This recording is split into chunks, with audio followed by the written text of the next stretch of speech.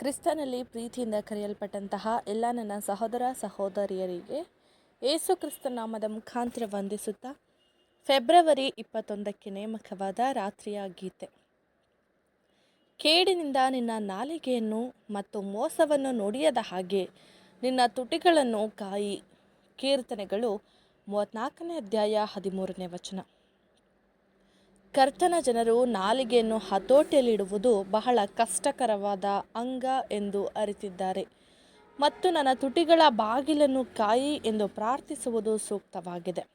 ಮತ್ತು ಈ ಪ್ರಾರ್ಥನೆಯು ಯಥಾರ್ಥ ಉಳ್ಳದಾಗಿದ್ದರೆ, ಹೃದಯದಿಂದ ಬರುವಂಥದ್ದಾಗಿದ್ದರೆ, ವಿಜ್ಞಾಪನೆ ಮಾಡುವಾತನು ದೇವರ ಸಹಾಯದೊಂದಿಗೆ ತನ್ನ ಎಲ್ಲ ಶಕ್ತಿಯಿಂದಲೂ ತನ್ನ ನಾಲಿಗೆಯನ್ನು ಕಾಯುವುದರಲ್ಲಿ ಹೋರಾಡುವವನಾಗಿದ್ದಾನೆ. ಮತ್ತು ಈ ಪಾಠದ ಮೂಲಕ ದೈವಿಕ ಸಹಾಯವು ಒದಗಿ ಬರುತ್ತದೆ ಮತ್ತು ತುಟಿಗಳಲ್ಲಿ ದೋಷವಿಲ್ಲ ಎಂದು ನಮಗೆ ಭರವಸೆ ಕೊಡುತ್ತದೆ. ಹೃದಯವು ಪವಿತ್ರಾತ್ಮದ ಪುನರುಜ್ಜೀವನ ಕೆಲಸದ ಪೂರ್ಣತೆಯನ್ನು ಹೊಂದಬೇಕಾಗಿದೆ, ಏಕೆಂದರೆ ಹೃದಯದಲ್ಲಿ ಸಮೃದ್ಧಿಯಾಗಿರುವುದನ್ನೇ ಬಾಯಿ ಮಾತನಾಡುತ್ತದೆ. ಇಲ್ಲಿ ನಾವು ಕಲಿತುಕೊಳ್ಳಬೇಕಾದ ಪಾಠ ಏನೆಂದರೆ, ನಮ್ಮ ತುಟಿಗಳಿಂದ ಯಾವುದೇ ರೀತಿಯಾದ ಕೆಟ್ಟ ಮಾತುಗಳು ಹೊರಟು ಬಂದರೂ ಮೊದಲು ನಮ್ಮ ಹೃದಯವನ್ನು ಸರಿಪಡಿಸಿಕೊಳ್ಳಬೇಕು. ನಮ್ಮ ಹೃದಯಗಳನ್ನು ಅತ್ಯಧಿಕವಾಗಿ ದೇವರ ಹೃದಯಕ್ಕೆ ತಕ್ಕಂತೆ ಕಾದುಕೊಳ್ಳಬೇಕು.